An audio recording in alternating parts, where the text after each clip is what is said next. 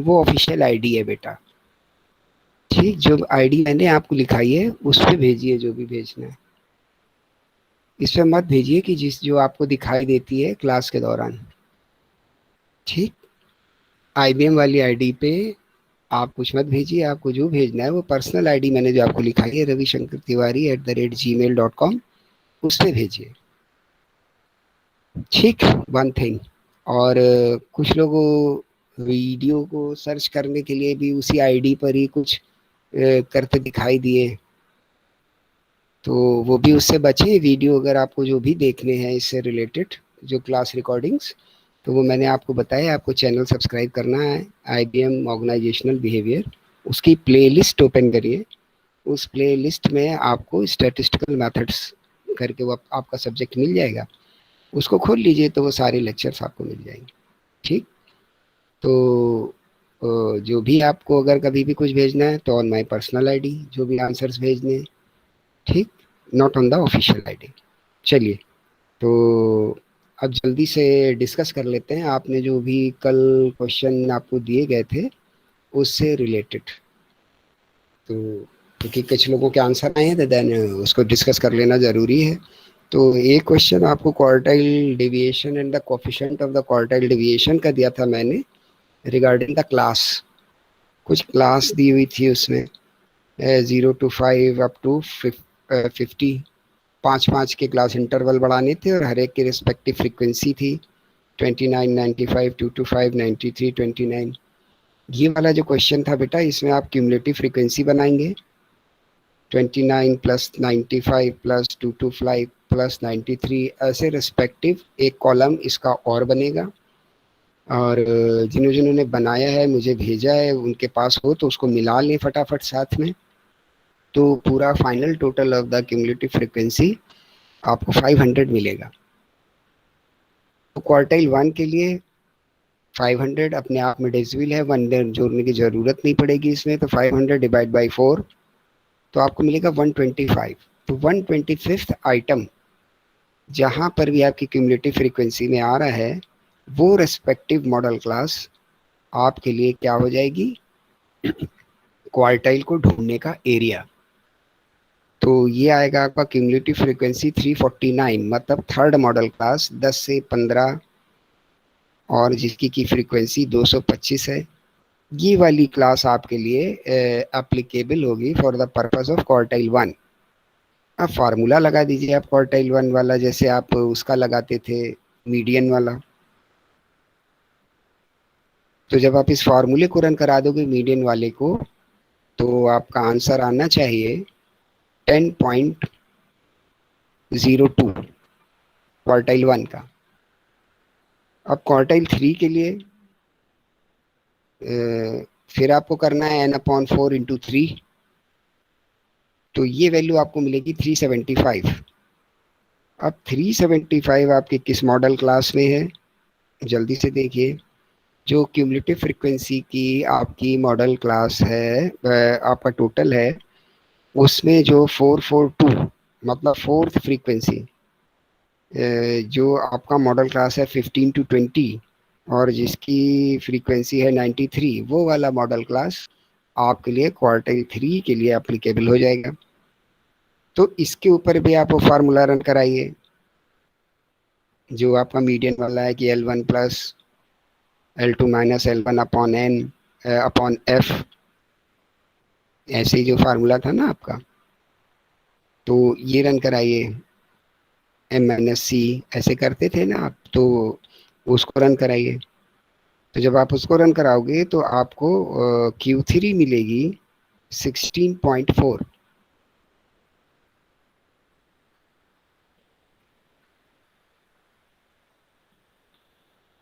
ठीक है, तो क्वार्टाइल डिविएशन हो जाएगा आपका Q3 minus Q1 upon 2, mean 16.4 minus 10.02 upon 2 means 3.19। सारे लोग मिलाते चलिए, जहाँ गलती हो रही हो उसको आप करेक्ट कर लीजिए।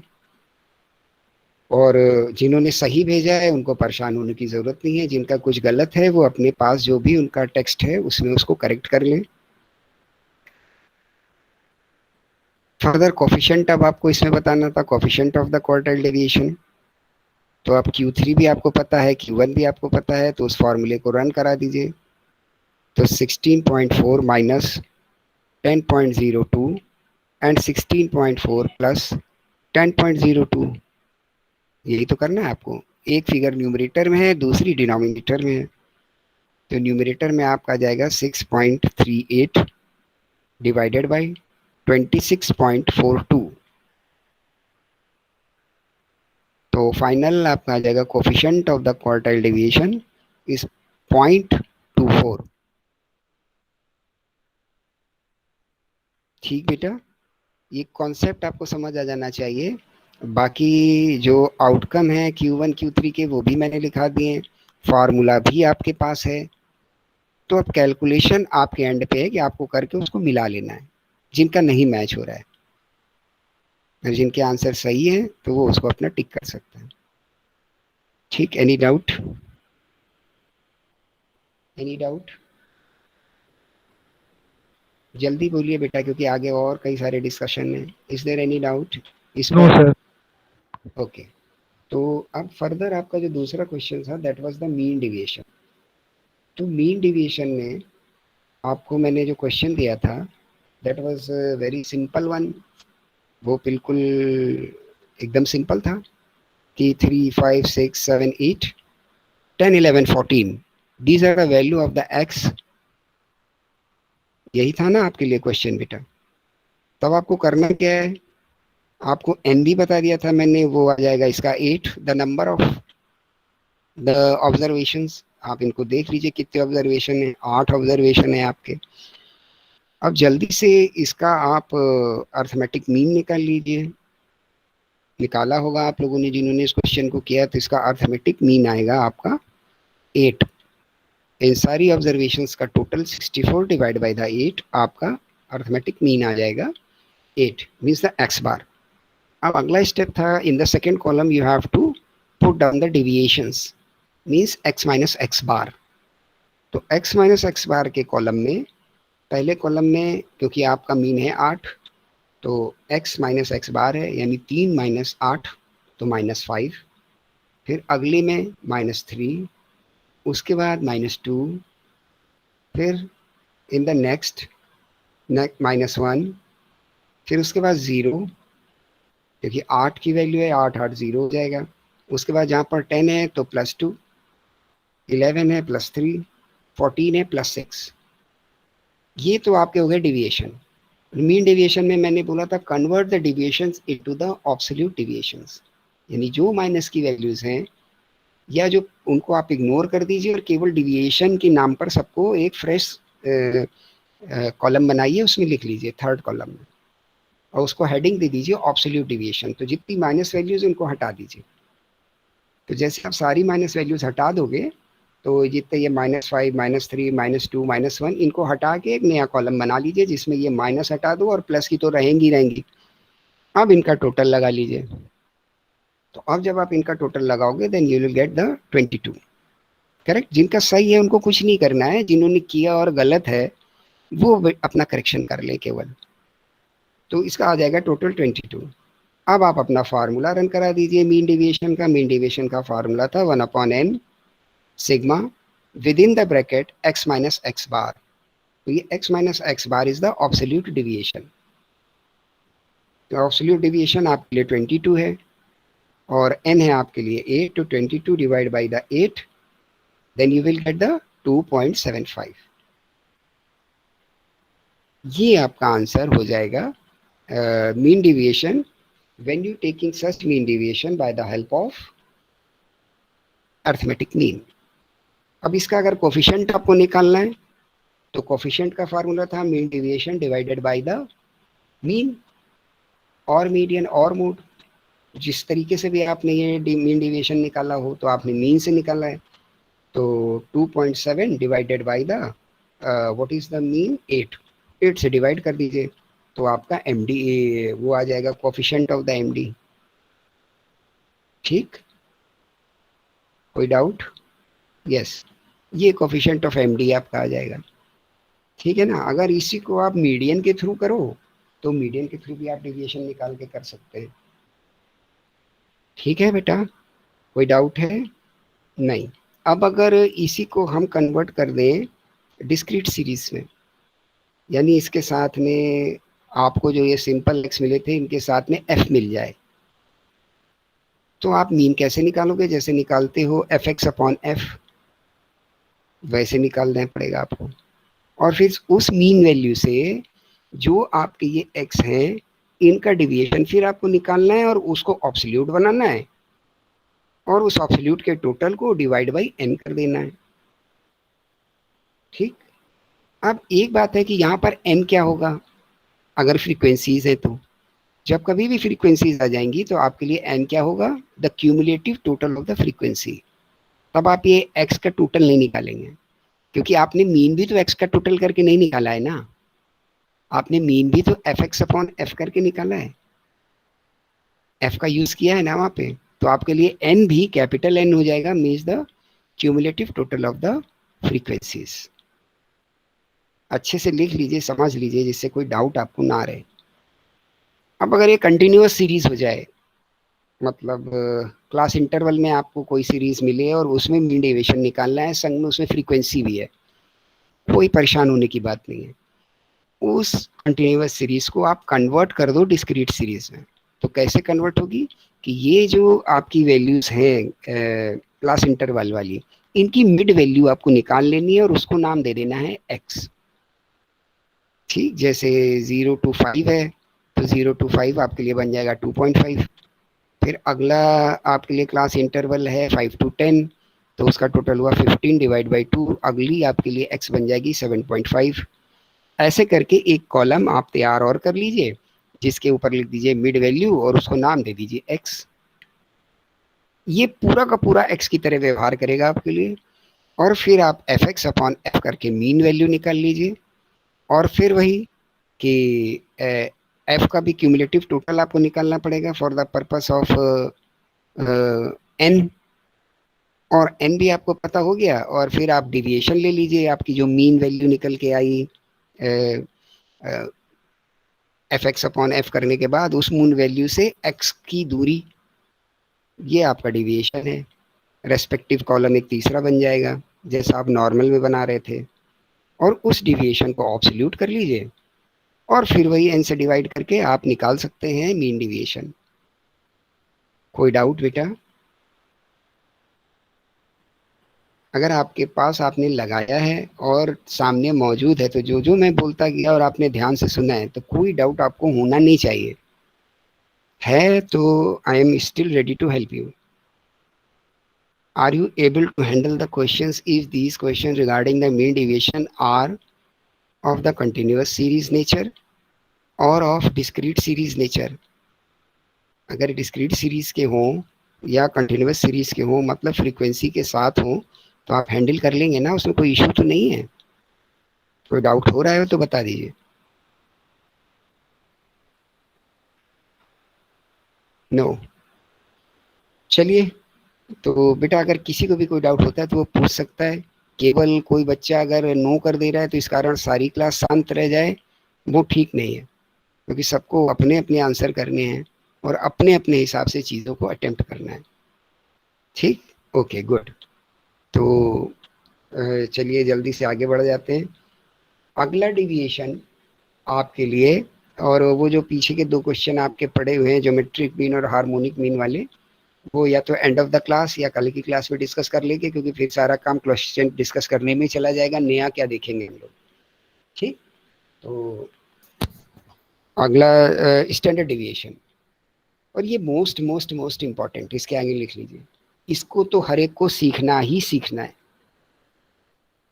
कारण ये जब आपको आएगा तो फिर फर्दर को रिलेशन के फार्मूले आप अप्लाई कर पाओगे और रिग्रेशन के फार्मूले आप अप्लाई कर पाओगे, वरना नहीं कर पाओगे।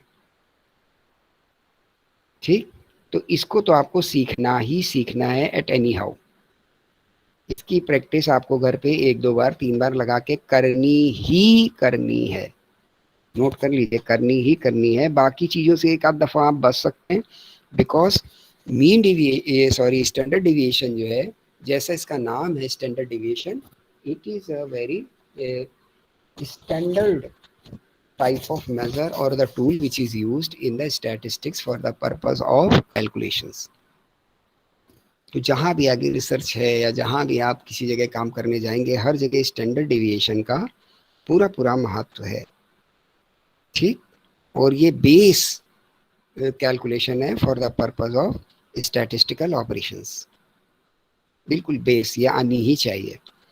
तो स्टैंडर्ड डेविएशन का नोटेशन होता है सिग्मा, ठीक। पर इसको अब हम लोग लिखते हैं ग्रीक के सिग्मा की तरीके से, ऐसे बनेगा कुछ, ठीक। वो वाला सिग्मा नहीं होगा जो सम टोटल वैल्यू की तरह बनता है, ठीक। ये कुछ इस तरीके से बनेगा। तो सिग्मा, जहां पर मैं अब सिग्मा बोलूं तो आप स्टैंडर्ड डेविएशन समझ सकते हैं। तो अब कैलकुलेशन के लिए इसका डायरेक्ट मेथड क्या है, एक्चुअली ये होता क्या है। अगर आपको एक लाइन में लिखना हो, तो एक लाइन में अगर आपको लिखना है तो स्टैंडर्ड डेविएशन को लिखा जा सकता है, it is the square root, लिख लीजिए, it is the square root of the average of the square deviations.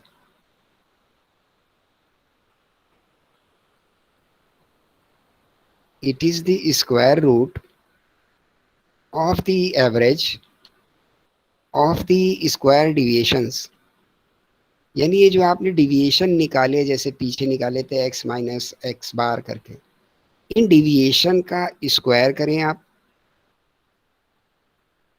ठीक है। उसका एवरेज लें, उसका स्क्वायर रूट निकाल दीजिए, तब आएगा ये। समझ आ रहा है, मतलब इसके फॉर्मूले को अगर आपको रन कराना है तो आपको अर्थमेटिक मीन या ये चीज़ें निकालनी आनी ही चाहिए, तभी तो आप डिविएशन निकाल पाएंगे। और फिर डिविएशन से फिर उनका डिविएशन का, इस डिविएशन का स्क्वायर और उनका स्क्वायर रूट, इस एवरेज लेके स्क्वायर रूट, ये एक उसकी भाषा है, डेफिनेशन है जो आपको आनी चाहिए कि अगर वक्त पड़े तो आप लिख पाएं या बता पाएं। अब इसका notation in the terms of formula कैसे होगा, जल्दी से लिखो आप। Notation in the terms of formula होगा इसका, standard deviation is equal to sigma d x square, और एक्स को आप लिखोगे as subscript, subscript of the d, या केवल डी भी लिख सकते हैं आप। यहाँ पर सिग्मा मैं सम टोटल वाला बोल रहा हूँ, sigma D square upon N का whole square root, sigma D square upon N का होल स्क्वायर रूट, ये फार्मूला है स्टैंडर्ड डेविएशन का। इसको हम दूसरे तरीके से भी लिख सकते हैं। कैसे लिख सकते हैं, क्योंकि ये डी होता क्या है, डी होता है एक्स माइनस एक्स बार, तो आप लिख सकते हो x minus X bar with in A bracket और उस ब्रैकेट का होल स्क्वायर अपॉन एन, और इस पूरे का स्क्वायर रूट, गेटिंग, इस पूरे का स्क्वायर रूट। तो ये क्या चीज हो गई जो आपने एक लाइन पढ़ी थी कि डिविएशन के स्क्वायर के एवरेज का स्क्वायर रूट, वही चीज हो गई ना। ये एक तरीका है कि आप डी की तरीके से लिख लो, दूसरा तरीका है कि एक्स माइनस एक्स बार बना के लिख लो, ठीक। एक इसमें दूसरा मेथड है कि अगर आपको लगे कि मुझे डिविएशन नहीं लेना है, मैं डिविएशन वाला कैलकुलेशन नहीं करना चाहता, कोई डायरेक्ट फार्मूला है तो बता दीजिए कि सीधे वैल्यूज को रख दें और निकाल दें। हाँ, लिख लीजिए, standard deviation is equal to sigma, mean sum total वाला sigma, sigma x square upon N minus sigma x square upon N का होल स्क्वायर। पहली वैल्यू क्या थी, sigma x square upon N, open था, इसमें कोई ब्रैकेट नहीं था।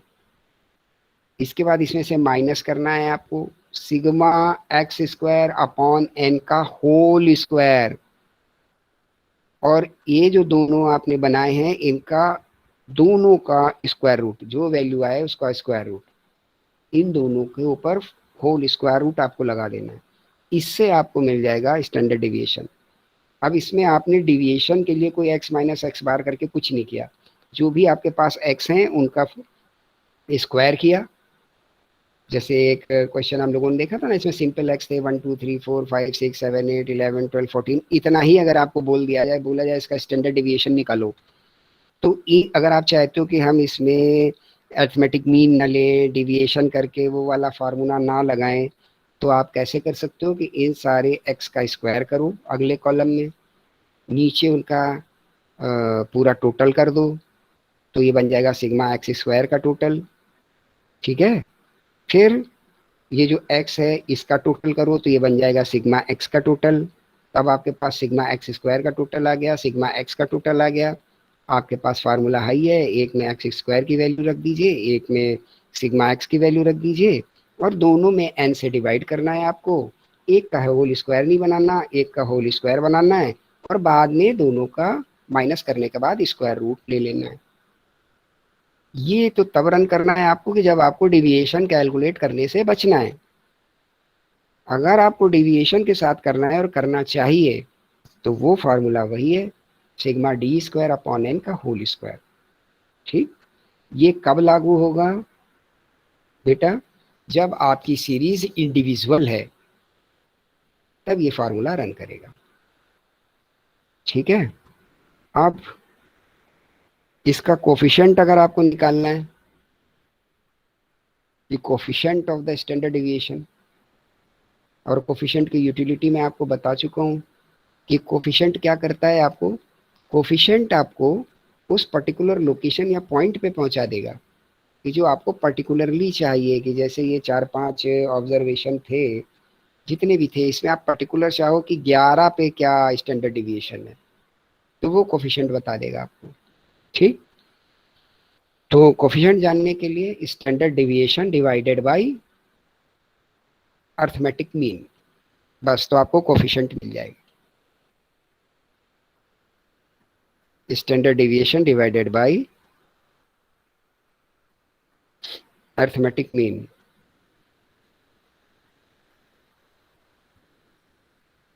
चलिए, यहाँ तक की बात हो गई आपके साथ हमारी। आगे बढ़ते हैं, इसी स्टैंडर्ड डिविएशन से रिलेटेड कुछ बात आपके साथ और करनी है। चलिए, तो हम लोग का बेसिक बड़ा टॉपिक क्या चल रहा है? डिस्पर्सन। याद है ना आपको? डिस्पर्सन के ही सारे कंपोनेंट हैं कि मीन से दूर तक जो भागे हुए हमारे ऑब्जर्वेशन है उसका अध्ययन। ठीक है, तो अब अगर आपको कोई ऐसे डेटा मिल जाते हैं कि जहां आप चाहो कि हम कंबाइंड स्टैंडर्ड डिविएशन निकालें, ठीक है, कंबाइंड स्टैंडर्ड डिविएशन निकालें, तो आपको क्या करना है,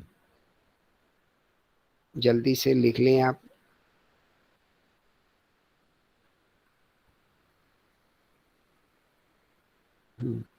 जल्दी से लिखिए। आपको बात ये समझ आ रही है? एक मिनट यार, पीछे जितना डिस्कस हुआ इस पे कोई क्वेरी है पहले बताओ, कोई डाउट है तो वो बताओ, तब तो आगे की बात पे आगे बढ़ा जाए, वरना हम अपना एक तरफा लेक्चर दे के निकल जाएं। That is not good for you and for me and for the class also. Is there any query the things which I have discussed earlier regarding the standard deviation? कुछ पूछना है बेटा?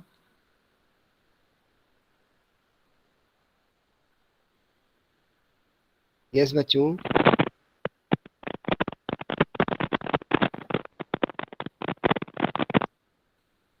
बेटा कोई आवाज़ आपकी आई नहीं, खाली मुझे स्पीकर खुला दिखाई दिया। तो ये आपको अगर कुछ भी बात है तो आप चैट से लिख दो। ठीक है, खड़खड़ाहट केवल मुझे सुनाई दी और स्पीकर ओपन दिखाई दिया। Rashi, if you have to any query तो देन यू, आप उसको चैट पे कर दो, आपका स्पीकर सही रिस्पांस नहीं कर रहा है। और अगर किसी के पास कोई क्वेरी है तो वो भी भेज सकता है। Is it okay, Rashi? If you have any query, send the chat. Repeat.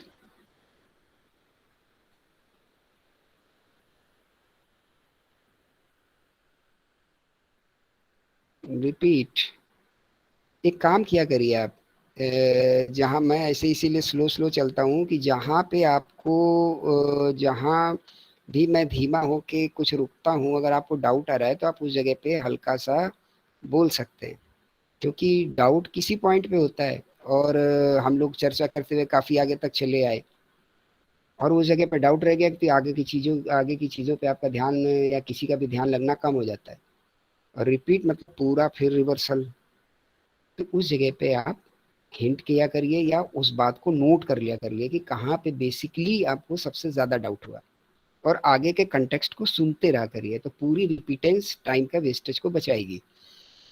चलिए, रिपीट में ये है कि आप जो भी आपके पास इंडिविजुअल सीरीज है या जो भी सीरीज है आपके पास में, तो जो एक्स की ऑब्जर्वेशंस हैं उनमें आपको मीन लेना है और उस मीन के बाद उसका डिविएशन लेना है।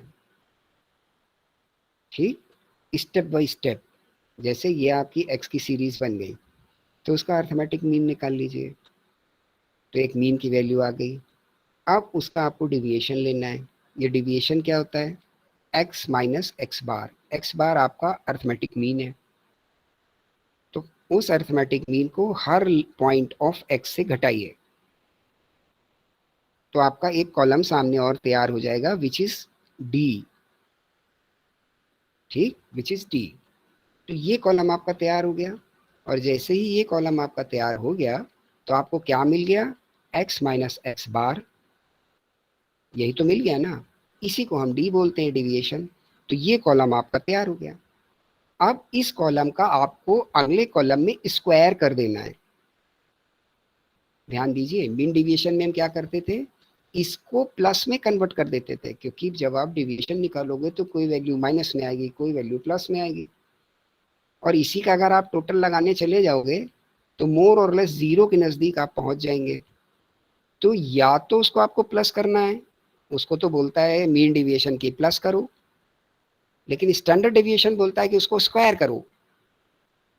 तो आप x माइनस एक्स बार को या d को स्क्वायर कर दोगे, ये थर्ड कॉलम क्रिएट हो जाएगा आपका। और फिर इस जो डी स्क्वायर है या x माइनस एक्स बार है, जो भी नोटेशन आप लिखें उसका नीचे फुल टोटल लगा लीजिए, तो ये आपका सिग्मा डी स्क्वायर या x माइनस एक्स बार का होल स्क्वायर हो गया, सिग्मा सम टोटल। अब फार्मूला मैंने आपको बता ही दिया है, वो फार्मूला आपको रन कराना है। इस सिग्मा डी स्क्वायर की value divided by the n means the number of observations से आप इसको डिवाइड कराइए, और जो वैल्यू आए उसका स्क्वायर रूट ले लेना है। इतना करना है आपको। ठीक, ये बेसिक फार्मूला है आपका। दूसरा मैंने ये बताया था कि अगर आपको डिविएशन लेने से बचना है तो दूसरा वाला फार्मूला लगाना है आपको। ठीक, तो that is up to you कि आपको करना क्या है। अब आगे की बात करते हैं। आगे की बात यह है, क्योंकि अब आपने स्टैंडर्ड डिविएशन पढ़ लिया है, अगर आपकी डिस्ट्रीब्यूशन, यानी ये जो ऑब्जर्वेशन है, ध्यान से लिख लीजिएगा, अगर ये जो ऑब्जर्वेशन है if it is normal distribution, star में लिखिएगा अंडरलाइन करके, if it is the normal distribution और बेल शेप्ड डिस्ट्रीब्यूशन, यानी जिसमें ऑब्जर्वेशन नीचे से जाकर एक ही तरीके से ऊपर बढ़े और उसी तरीके से नीचे आ जाएं, कोई जिगजैग और कोई इस तरीके का आपका पिक्चर क्रिएट ना हो ऑन द ग्राफ, तो इसको बोलते हैं नॉर्मल डिस्ट्रीब्यूशन। और नॉर्मल डिस्ट्रीब्यूशन में जो भी मीन की सेंटर लोकेशन आती है उस डिस्ट्रीब्यूशन की, तो वहीं पर ही मीन होता है, वहीं मीडियन होता है और वहीं मोड भी होता है, मतलब सेम। ये कैरेक्टरिस्टिक्स होती है ऑफ द नॉर्मल डिस्ट्रीब्यूशन कि मीन मोड एंड, लिखिए, mean mode and median are at the same point, centre point पे होते हैं वो। जब कोई भी चीज सेंटर पॉइंट पे एकदम है तो मतलब जो हमारी फिगर बेल शेप डिस्ट्रीब्यूशन में बन रही है ऐसे करके अगर वो कोई डिस्ट्रीब्यूशन हल्के से पहाड़ के शक्ल में बराबर बना हुआ है, तो उसको अगर कोई चीज बीच से बांट देगी, तो इस डिस्ट्रीब्यूशन का दूसरा नेचर क्या हो जाएगा, क्योंकि वो बीचों बीच होती है, तो ये क्या हो जाता है, सिमेट्रिकल। यानी अगर हम कागज को दो तरफ से ऐसे मिलाएं तो वो आके बराबर से मिलेगा, तब वो नॉर्मल डिस्ट्रीब्यूशन की प्रॉपर्टी है ये सारी। अगर नॉर्मल डिस्ट्रीब्यूशन है तो क्या होगा, ये जो आपका स्टैंडर्ड डिविएशन है, अब बात समझ रहे हैं ना अच्छे से, ऐसा ग्राफ बनेगा नॉर्मल डिस्ट्रीब्यूशन का, लाइक दिस, ऐसा ग्राफ बनेगा। आप बुक में देखिएगा, आपको मिलेगा। उसके बाद बी सेंटर पर आपका मीन आ गया एकदम। तो इस सेंटर वैल्यू से दूरी को ही तो हम डेविएशन बोलते हैं। लेफ्ट साइड पे है तो माइनस है, राइट साइड पे है तो प्लस है। तो अब इसकी कैरेक्टरिस्टिक्स है कि between the one standard deviation, यानी एक स्टैंडर्ड डेविएशन, अगर मीन से एक स्टैंडर्ड डेविएशन की दूरी ली जाए, means the either side of the mean one standard deviation, मतलब लेफ्ट भी और राइट भी प्लस माइनस दोनों साइड के डेविएशन को अगर कवर अप किया जाए वन स्टैंडर्ड डेविएशन, तो ये इस पूरे प्रोबेबिलिटी डिस्ट्रीब्यूशन का, क्योंकि आपको प्रोबेबिलिटी डिस्ट्रीब्यूशन भी तो पढ़ना है ना, तो नॉर्मल डिस्ट्रीब्यूशन का 68.27% एरिया कवर करेगा। लिखिए अच्छे से, one deviation either side of the mean in the normal distribution covers 68.27% of the area of such distribution। वो जो हमारा नॉर्मल डिस्ट्रीब्यूशन बना ऑब्जर्वेशन से, उसका 68.27% एरिया, अगर मीन से एक डिविएशन, एक एस डी इधर जाएं हम और एक एस डी इधर जाएं, तो 68.27% एरिया कवर होगा। अगर दो एस डी इधर उधर जाएं, यानी दो एस टी की वैल्यूज तक हम अगर डिविएशंस को देखें, तो कितना एरिया कवर हो जाएगा, 95.45%। अगर तीन डिविएशन तक हम जाएं तो कितना एरिया कवर हो जाएगा, 99.73%। Three deviation either side of the mean, 99.73%। 95.45%, two deviations either side of the mean. 68.27%, one deviation other side of the mean. ये कब लागू होगा, when the distribution is normal और सिमेट्रिकल और बेल शेप्ड, ये सब उसके नाम है। तब ये प्रॉपर्टी स्टैंडर्ड डेविएशन की कैरेक्टरिस्टिक्स वहां पे लागू हो जाएगी। यहां तक की बात क्लियर हो गई बेटा? कोई डाउट है? जो भी नया कॉन्सेप्ट डिस्कस करेंगे उसको जल्दी से हम आपसे क्लियर कर वो ले लेंगे response. Is there any doubt regarding the area coverage of standard deviation in the normal distribution? इस पर कोई डाउट है बेटा? आपको नोट करना था, कर लिया अच्छे से?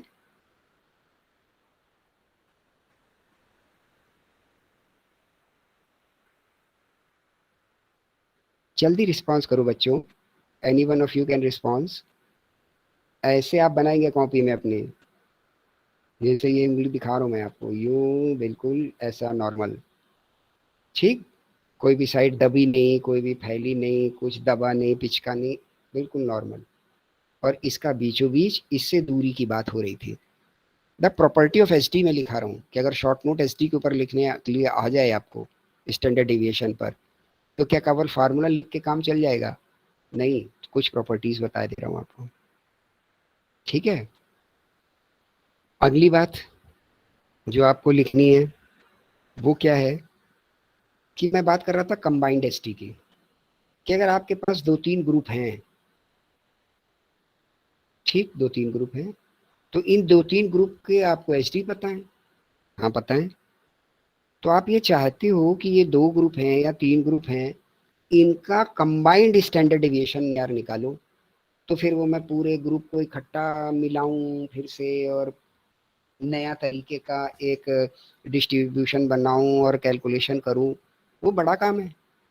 तो आपके लिए कंबाइंड अगर आपको स्टैंडर्ड डिविएशन जानना है, दो तीन ग्रुपों को मिलाना है जिन पे ऑलरेडी स्टैंडर्ड डिविएशन कैलकुलेटेड है, तो उसका फार्मूला होगा कंबाइंड एसटी का। लिखिए, अगर दो ग्रुप हैं तो उसका फार्मूला होगा, जल्दी से आपको लिखना है, लिखिए, बड़ा ब्रैकेट ओपन करिए, उसके बाद लिखिए N1 with in the bracket standard deviation of group 1, मतलब आप नोटेशन में लिख सकते हो SD1, नीचे सबस्क्रिप्ट में 1 की आप पहचान पाओ उसको, इसका square plus deviation of such group 1, उसके जो डिविएशंस उनका स्क्वायर। ये तो एक छोटे ब्रैकेट में आ गया आपके, ठीक है। इसको आप बंद कर दीजिए पूरे ब्रैकेट को, मतलब आपका बड़ा ब्रैकेट क्या था n, फिर छोटा ब्रैकेट ओपन हुआ था SD1 का स्क्वायर प्लस डिविएशन 1 का स्क्वायर, छोटा ब्रैकेट बंद, बड़ा ब्रैकेट बंद, प्लस, क्योंकि दो ग्रुप हैं तो अब आपको दूसरे का भी ऐसे ही लिखना है, plus big bracket open N2 small bracket open standard of the group 2, standard deviation SD of group 2 का square plus deviation of the group 2 का स्क्वायर, छोटा ब्रैकेट बंद, बड़ा ब्रैकेट बंद। तब आपने न्यूमरेटर में क्या क्या ले लिया, n ले लिया, स्टैंडर्ड डिविएशन पहले वाले ग्रुप का ले लिया और उसके साथ में उसका टोटल कर दिया। डिविएशंस जितने थे उस पहले ग्रुप के, बाई स्टैंडर्ड डिविएशन निकाला होगा तो डिविएशन भी तो निकाले होंगे ना, तो डिविएशन जो उस पर्टिकुलर ग्रुप में जो डिविएशंस का स्क्वायर आया वो आपको लिखना है और फिर इस ग्रुप को, इस ब्रैकेट को बंद करके बड़े ब्रैकेट को भी बंद कर देना है, same with the second group.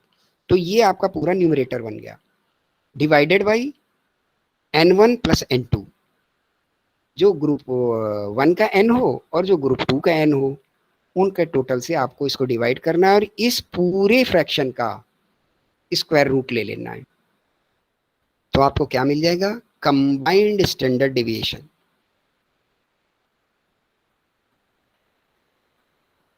यानी अब ये दोनों ग्रुपों का क्या स्टैंडर्ड डिविएशन होगा ये आपने जान लिया। अब आपको पूरा से उन दो ग्रुपों को फैलाना नहीं कि सारे ऑब्जर्वेशन नोट करो, फिर उन पर एक अलग से अर्थमेटिक मीन निकालो, फिर अलग से उन सारे डिविएशंस को निकालो और फिर फार्मूला अप्लाई करो। इस काम को करने से आप बच गए, ये फार्मूला आप शॉर्टकट लगा सकते हैं। Is it clear, is it clear?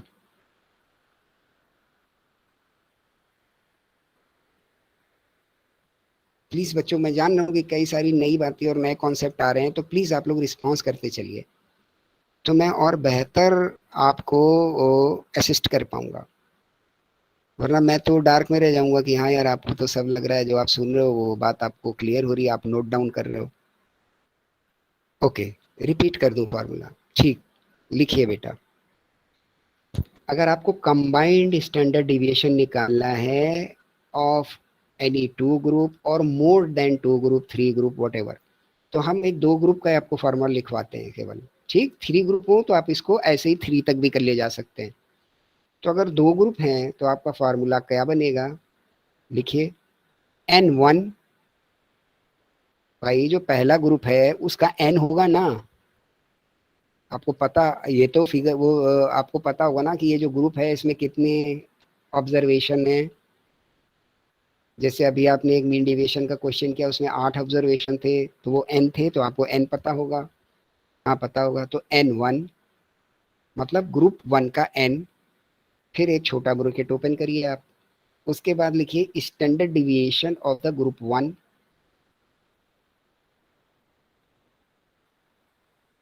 इसका स्क्वायर होगा, जो भी standard deviation of the group 1 है इसका square plus deviations of the group 1। Group 1 में आपने डिविएशन भी तो निकाले होंगे जब स्टैंडर्ड डिविएशन का कैलकुलेशन कर रहे होंगे, फार्मूले पे ध्यान दीजिए।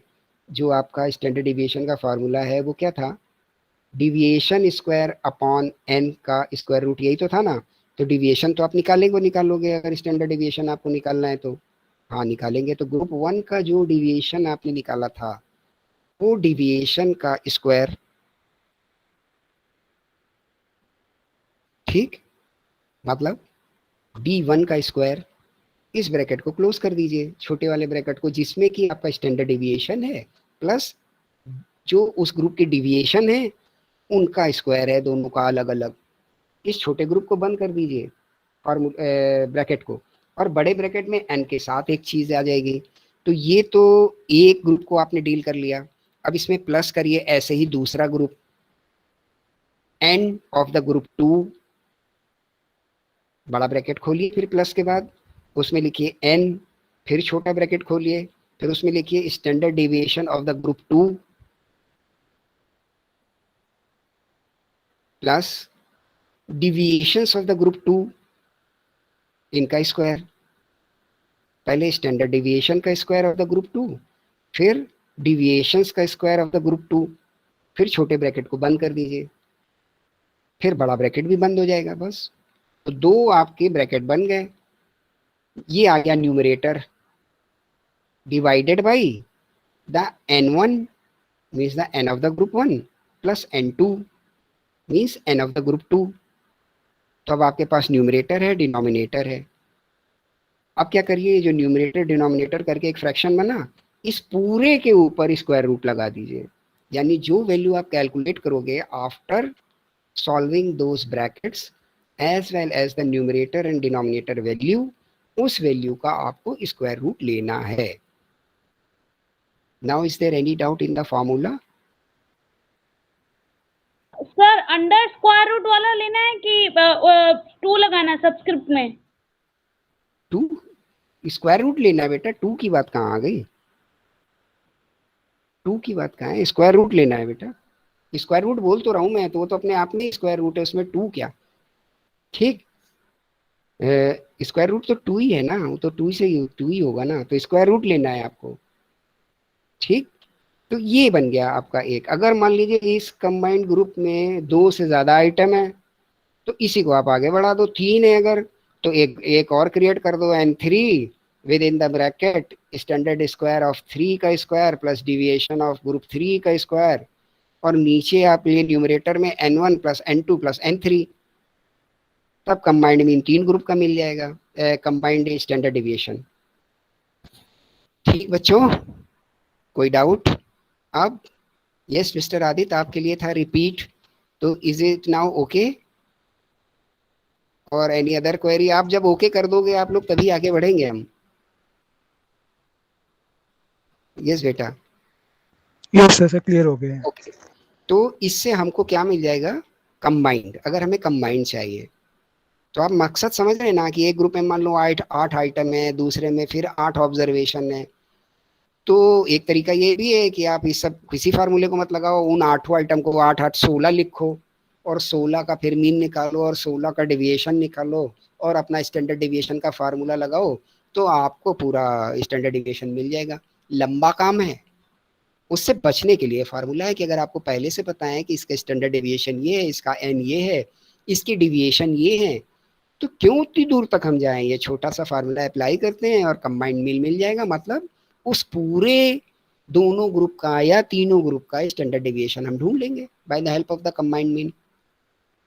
ठीक है, अब डिस्पर्सन की बात हो रही है, तो मैंने कुछ चीजें आपके साथ स्टैंडर्ड डेविएशन की डिस्कस कर ली। अब आगे बढ़ जाते हैं हम लोग स्क्वीनेस। स्क्वीनेस मतलब झुकाव। ये जो नॉर्मल डिस्ट्रीब्यूशन मैंने आपके साथ डिस्कस किया, ये अगर नॉर्मल नहीं है तो क्या होगा कि कोई पहाड़ है, देखो सीधा अच्छा सा बना हुआ है तो नॉर्मल डिस्ट्रीब्यूशन है, वरना वो टिल्टेड होगा, एक तरफ झुक रहा होगा, एक तरफ ऊंचा होगा तो एक तरफ नीचा होगा, ऐसे बनेगा ना। कोई चीज ऊपर गई फिर यूं सरक गई एकदम। हाथ पे ध्यान दीजिएगा मेरे, ऐसे गया नॉर्मल, इधर से गया, अगर ये मिड वैल्यू है या यहाँ तक पहुंचा और वहां से ऐसे हो गई लाइन, तो दिस इज द टिल्टेड। ये बोलता झुकाव हो गया, मतलब स्क्वीन सिकुड़ गया ये। गेटिंग? तो इसको बोलते हैं हम लोग स्क्वीनेस। ठीक, स्टार्स के टर्म्स में बोला जाएगा ये स्क्वीनेस, और स्क्वीनेस भी आपके लिए डिस्पर्सन का हिस्सा है। अब स्क्वीनेस कितने तरीके की हो सकती है? एक तो और पॉजिटिव और दूसरी निगेटिव। एक तो पॉजिटिव और दूसरी निगेटिव। ठीक, और ये पॉजिटिव निगेटिव का पॉइंट कहाँ से क्लियर आएगा? पॉजिटिव वो स्क्वीनेस है कि जिसमें राइट साइड जो आपकी शुरुआत की साइड है, मतलब लेफ्ट साइड, ये ऊंची होगी और राइट साइड पे जाते जाते आप क्या होंगे, आपका ऐसे झुक जाएगा। This is the positively squid. Negatively squid क्या होगा कि आपकी जो लेफ्ट साइड जहां से आप स्टार्ट कर रहे हैं वहां से तो वो ऐसे झुके झुके झुके ऐसे तिरछे तिरछे आएगा, और जब यहाँ पे कहीं पे ऊपर आया वहां से ये अच्छा शेप बना लेगा। This is negatively squid. Diagram बना के लिखिएगा ये सारी बातें। पॉजिटिवली स्क्विड में क्या होगा, जो आपकी सेंट्रल वैल्यू आ रही है वहां से जो राइट साइड की टेल है वो नीचे फॉल करेगी बहुत तेजी से, तो पॉजिटिवली स्क्विड है। वहां सिमेट्रिकल सिचुएशन नहीं बनेगी, वहां से वो टेल फ्लैटर हो जाएगी, बहुत जल्दी फ्लैटर हो जाएगी फ्रॉम द पीक। मैं अच्छे से गया है तो कोई पीक तो बनाई होगी ना उसने, मान लो ये पीक है, ऐसे अच्छे से बन के गया, ये पीक है, और इस पीक के बाद उसने ये अपना शेप नहीं क्रिएट किया तो नॉर्मल नहीं हुआ, यहाँ से वो ऐसे फ्लैटर हो गई। ऐसे भी झुक के हो सकती, कैसी भी फ्लैटर हो जाए, तो इसको हम लोग बोलेंगे पॉजिटिवली स्क्विड। कि राइट टेल जब हमारी फ्लैटर होने लग जाए ऑफ एनी डिस्ट्रीब्यूशन, आपके अपने साइड से, आपके अपने साइड से जिस एंगल से आप देख रहे हैं, राइट साइड अगर फ्लैटर हो जाएगी then it is positively skewed. और अगर लेफ्ट साइड फ्लैटर होने लग जाएगी of any distribution then it is negatively skewed. Clear हो रहा है? लिख लो बच्चों इस सबको अच्छे से। तो अगर स्क्वीनेस पे आपको एक दो लाइन लिखनी पड़ जाए तो आप लिख पाओगे। समझ आ रहा है ना? स्क्वीनेस का मतलब मैंने पहले आपको बताया, ये नॉर्मल, और नॉर्मल को जो बिहेव ना करे तो वो कैसा हो सकता है, कई तरीके का हो सकता है। तो अभी नॉर्मल की टेंडेंसी तो लेने की कोशिश तो कर रहा था लेकिन उसमें झुकाव आ गया, नॉर्मल रहा नहीं वो। तो दो तरीके से झुक सकता है, या तो राइट साइड से या तो लेफ्ट साइड से। तो राइट टेल अगर फ्लैटर होगी, मैं राइट हैंड ही अपना उठा रहा हूँ, आपको भी जब देखेंगे सामने तो अपने राइट हैंड की ओर देखना है।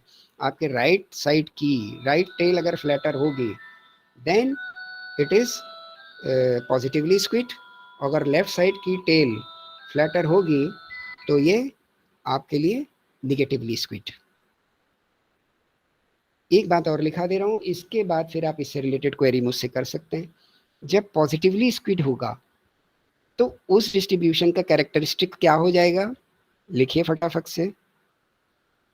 उसका जो मोड है उससे बड़ी उसकी मीडियन होगी और मीडियन से बड़ा उसका मीन होगा।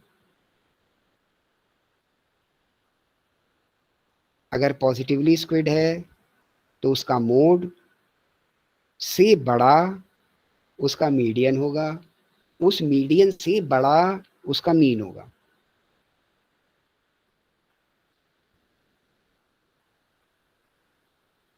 ठीक है?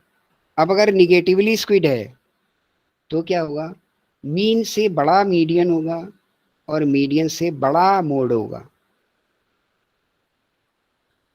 ये रटनी है आपको चीजें, you have to learn it. ठीक, ये कैरेक्टरिस्टिक्स हैं स्क्वीनेस की, कि अगर स्क्वीनेस को आपको जानना है कि वो निगेटिव है और पॉजिटिव है, और कोई वैल्यू दे देता है आपको, वो डायग्राम बना के नहीं देता, डायग्राम से तो आप पहचान जाओगे, राइट और लेफ्ट से आपको समझ आने लगा, तो कुछ वैल्यूज दे देता है वो आपको कि ये इसके मीन है, ये मोड है, ये मीडियन है, जरा बताइए निगेटिवली स्क्विड है या पॉजिटिवली स्क्विड है। तो आप उनका कंपैरिजन करो और इस कंपैरिजन से आप जान सकते हो कि वो निगेटिवली स्क्विड है या पॉजिटिवली स्क्विड है। स्क्वीनेस आपको मिल जाएगी। नॉर्मल डिस्ट्रीब्यूशन है तो मैं फिर से दोहरा रहा हूँ, पहले भी मैंने बताया है, वहां पर मीन, मोड और मीडियन सेम होंगे, उनमें कोई भी फर्क नहीं होगा, उनकी वैल्यू सेम होगी। मैंने बोला ना था सेम पॉइंट पे होंगे सारे के सारे एट द सेंटर पॉइंट। तो अगर सब एक ही जगह पे हैं तो आप समझ जाओ नॉर्मल डिस्ट्रीब्यूशन है। अगर ये वाला रिलेशन क्रिएट हो रहा है कि मोड से बड़ा मीडियन है और मीडियन से बड़ी मीन है, तो आप समझ जाइए कि ये जो डिस्ट्रीब्यूशन है ये पॉजिटिवली स्क्वीड है, मतलब इसकी राइट टेल फ्लैटर हो गई है, ये नॉर्मल डिस्ट्रीब्यूशन नहीं है। और अगर मोड से बड़ी मीडियन है, मीडियन से बड़ा मीन है, ये रिलेशन दिख रहा है आपको, तो आप समझ जाइए ये निगेटिवली स्क्वीड है, मतलब इसकी लेफ्ट टेल स्क्वीड हो गई है, राइट से सही आया था ये।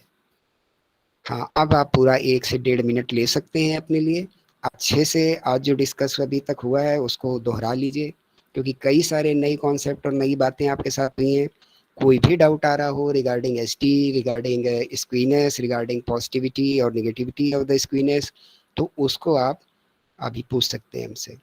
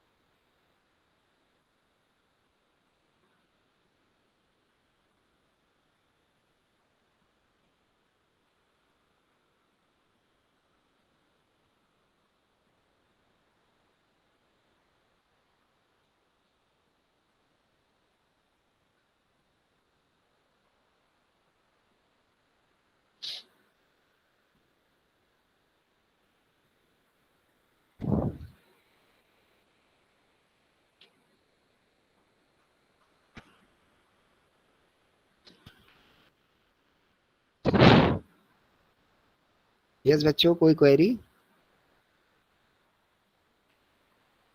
यस बेटा।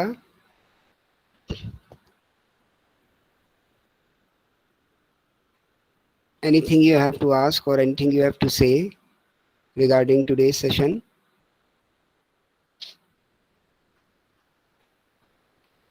कुछ पूछना है बेटा? कुछ कहना है आपको? चलिए कहिए, कि 1 घंटे से तो मैं ही बोल रहा हूँ, आप लोगों को मौका ही नहीं मिला। Yes, anything you have to say, please बेटा। देखिए, मैं आपको पहले से लगातार बताता चला जा रहा हूँ कि टॉपिक भी मैं पहले इसलिए बोल देता हूँ कि आप थोड़ा सा देख के आओ। तो अगर आप देख के आओगे तो क्या होगा कि चीज़ों को सुनने समझने में बड़ी आपको कहीं ना कहीं वो चीज़ मदद करेगी। थोड़ा सा आपका देखा हुआ होगा और फिर उसी में मान लो कोई नई बात आ जाती है तो आप इतना ज़्यादा विचलित नहीं होंगे, इतना ज़्यादा आपको नयापन नहीं लगेगा, और इजी इजी आप उसको ग्रैब करते चले जाओगे। और फिर अगर जो डाउट बनेंगे तो वो बड़े रियल टाइप के डाउट होंगे आपके। और एकदम से नया कॉन्सेप्ट कोई सामने आता है तो हम हो आप हो सबको थोड़ी दिक्कत होती है, पर आपके कोर्स का हिस्सा है तो देखना तो हमको आपको मिलके पड़ेगा ही इसको। ठीक, इसलिए ये डिस्कस सारी चीज़ें हो रही हैं, और I am trying to cooperate you. आप इसको अच्छे से देखिए, डाउट आता है तो फिर आप नेक्स्ट क्लास में इसको पूछिए अच्छे से। ठीक, तो ये जो भी चीज़ें आज डिस्कस हुई हैं इससे रिलेटेड क्वेश्चंस भी आपको लगाने हैं, और इसके बाद अगर कोई डाउट आता है तो वो फिर आप मुझसे पूछेंगे। स्क्रीनर्स भी आप देख लीजिए, और इसका भी मैंने आपको बता ही दिया है कुछ। अब एक काम कर लीजिए, आप फटाक से स्टैंडर्ड डिविएशन के लिए क्वेश्चन लिख लीजिए। बड़ा सिंपल क्वेश्चन दे रहा हूँ इंडिविजुअल सीरीज का। ठीक, कोई इसमें आपको मैं फ्रीक्वेंसी नहीं दे रहा हूँ, तो आप परेशान नहीं होंगे कतई। ठीक, फटाक से लिखिए, ऑब्जर्वेशंस लिखिए एक्स के 10, 12, 18, 22, 26, 30, 32, 45, 50 एंड 55। ये ऑब्जर्वेशंस हैं एक्स के। ठीक है, फिर से बोल दूं, फिर से दोहरा दे रहा हूँ, मिला लीजिए। ऑब्जर्वेशंस हैं आपके लिए, मतलब एक्स वैल्यूज 10, 12, 18, 22, 26, 30, 32, 45, 50 एंड 55। काउंट कर लीजिए, नंबर ऑफ ऑब्जर्वेशंस 10। इसका आपको स्टैंडर्ड डेविएशन निकाल के बताना है, मोस्ट सिंपल। ठीक, इसका स्टैंडर्ड डेविएशन आपको निकाल के बताना है और दोनों फार्मूले अप्लाई करिएगा, मतलब विद डेविएशन और विदाउट डेविएशन। दोनों फार्मूले मैंने आपको बताए ना, with deviation and without deviation, दोनों अप्लाई करिए।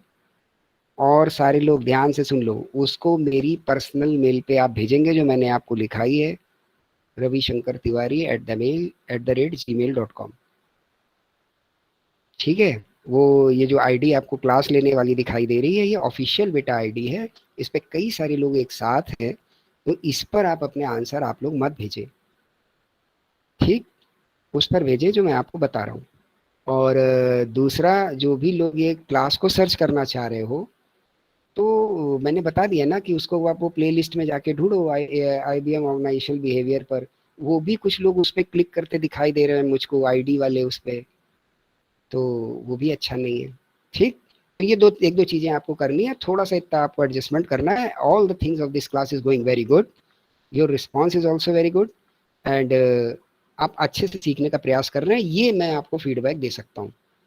चलिए फिर हमारी आपकी मुलाकात अब तो नेक्स्ट वीक होगी, और नेक्स्ट वीक आपको जो देख के आना है इस काम के बाद, कोरिलेशन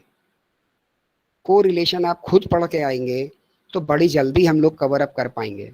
कोरिलेशन और रिग्रेशन यहाँ तक का काम हमारा आपका हो जाए, ये मेरा कोर टारगेट है।